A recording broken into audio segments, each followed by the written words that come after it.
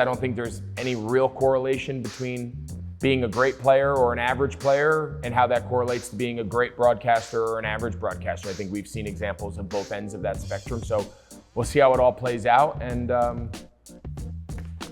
everyone thinks it's easy until you do it.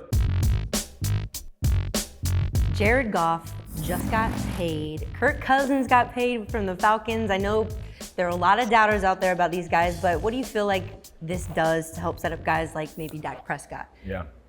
Well, first off, with a guy like Goff, I think if there's a story that should be highlighted in the NFL about guys who do things the right way, who had a really tough pill to swallow, to be sent out of your team that you took to the Super Bowl, to be shipped out and be kind of considered a cast-off, to be replaced by Matthew Stafford, and then in year one, you go to Detroit, and he gets to go to LA and wins the Super Bowl. Like, could you imagine what that offseason for Jared Goff must have been? Like, his mental toughness, his perseverance, his ability to keep the big picture journey in mind and not get so wrapped up in his ego, his pride, woe is me. I hope he gets enough credit. I hope it's a story that a lot of people are talking about across the sports landscape, because he could have packed it in, and I don't think anybody would have blamed him, right? It would have been easy to say, it's just not meant to be. My replacement won the Super Bowl. Oh my God, I'm in Detroit. They've never won anything. And now he has them on the heels of the Super Bowl, one game away from the Super Bowl, has a great year, and now he's rewarded like a top NFL quarterback. So I think first and foremost, it is beyond impressive what he went through, and to come out the other side and lead Detroit to be a winner with Dan Campbell and that crew. He deserves all the praise that he can get. Kirk's another interesting guy. I mean, nobody has played NFL free agency better than Kirk Cousins. All the guy does is get fully guaranteed contracts no matter where he goes. And listen, quarterback is the hardest position in sports to find. There's just not a lot of them. That's why there was 6 drafted in the top 12 picks this year, last month. It is if you don't have one, you are desperate for one, and you will do anything, you will pay anything to get one. And that's obviously how Atlanta felt. And I've always enjoyed Kirk. I think he's a really good player. I think he's brought stability to every franchise he's played for, most recently with Minnesota. So, yeah, and then how it pertains to Dak, that's the the $200 million question is how much is Dallas, how much can they pay Dak? How much can they pay Micah Parsons? How much CeeDee Lamb? I mean, they got a lot of money that needs to be spread around. Are they close to being a contender? Are the other NFC teams passing them by? Are they still...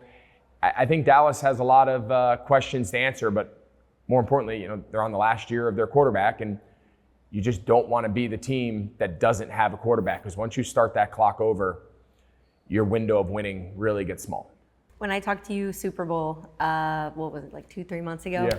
I remember asking you about the rumors of Tom Brady. We finally now have heard that he's going to be doing Cowboys, Browns. So I'm curious, have you given him any advice? How do you think it's going to go? Yeah, no, I mean, I had a chance to speak with Tom, a couple weeks ago, and he was just kind of picking my brain about, the prep in the industry and what to expect and whatnot. So, I was happy to share some of that with him, but I don't know. Every guy has their own journey in sports broadcasting. I think everyone thinks it's easy. I think everyone thinks getting up there and calling a live football game for 3 hours off the cuff and being able to get in, get out, deal with the flow of the game, the players, the schemes, the terminology. There's a lot going on during a game, and I think some guys really transition to it well and kind of take to it pretty quickly, and other guys haven't. And I think we've seen a mixed bag of results over the last couple of years. So obviously, his playing career and his resume and whatnot is an all-timer. So we'll see how the year goes. I don't think there's any real correlation between being a great player or an average player and how that correlates to being a great broadcaster or an average broadcaster. I think we've seen examples of both ends of that spectrum. So we'll see how it all plays out. And everyone thinks it's easy until you do it. He talked to a good person asking you. Last question, though.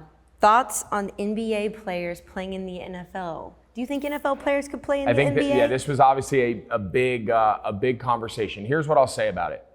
I know what really got crazy is when Austin Rivers said like 30 guys. I don't know if 30 guys could play. Do I think there's a couple guys in the NFL, in the NBA, that if you gave them 3 months of summer workouts could go play in the NFL? I do. I think LeBron James, in his heyday, without a doubt could. Anthony Edwards. I mean, there's a couple. Russell Westbrook could have become a tremendous free safety. Do I think they're just going to walk onto the court, onto the field tomorrow? No coaching, no training? No. Right? That's absurd. Do I think they have the physical capabilities to do it? Certain guys, I do. Football is one of the rare sports you do see guys take to the game later, right? Because unless you're a quarterback, there's not really a skill component like there is in baseball and basketball, where if you go your whole life without swinging a baseball bat, you could be the best athlete in the world. You're never going to catch up. Same thing, if you didn't grow up with the ball in your hand, shooting, dribbling, handling, playing, there's going to be a learning curve to get to that top level. In football, outside of quarterback, you can rely on your just gross athleticism, just your macro athleticism, run, jump, strong, tall, and learn the game a little bit later. We've seen guys do that. Do I think there's 30? No.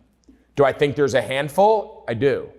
But I also think there's a couple guys, now again, could they do it tomorrow? No, but I think there are some NFL guys that if given training, if given an off season, if given the ability to maybe lose some weight and get a little bit leaner, could they be NBA basketball players?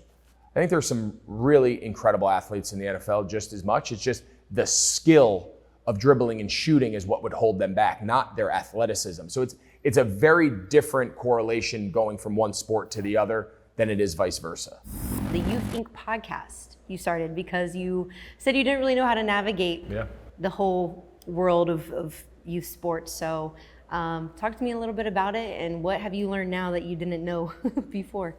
Well, I think it's a constant process. And like you said, that was really the inspiration. Just, so a little backstory. So I grew up in New Jersey, and my dad was the high school football coach. So from the time I was a little kid, I grew up around locker rooms, teams, and all I ever wanted to do was be a football player and play for my dad's high school team one day. And then, obviously was able to play beyond that. But, as someone who grew up around youth sports, someone whose life really revolved around it, and now here I am, full circle, my playing career is over, and I'm a dad. I'm raising 2 sons and a daughter who are starting to get into sports and for the last couple years. And my wife and I are sitting there saying, are we doing this right? Is it too much? Is it not enough? These kids down the street are doing this. Should we be doing that? And, it's the constant struggle that every parent that has a child that is playing youth sports right now, those are the conversations going on in every household, in every neighborhood across the country. And I said, if I don't know it, someone whose entire life has been around the world of sports, if I don't know, how many other people are probably in the same boat? And that was really the inspiration behind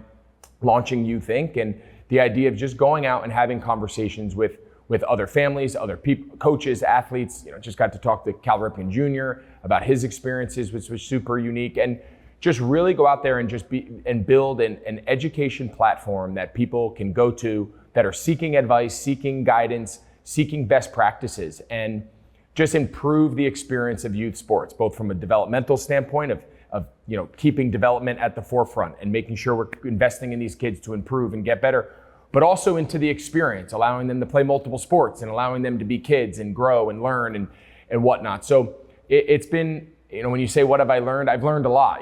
I've tried to alter maybe some of the approaches I had as a youth football coach or a youth baseball coach that maybe, all right, I need to rethink how I'm doing this. Maybe this isn't the best way. So it's been a really cool learning process for me individually, just as a dad and as a youth coach. But we've heard from so many people throughout the country that have kind of connected with it that we're pretty excited about what the future holds.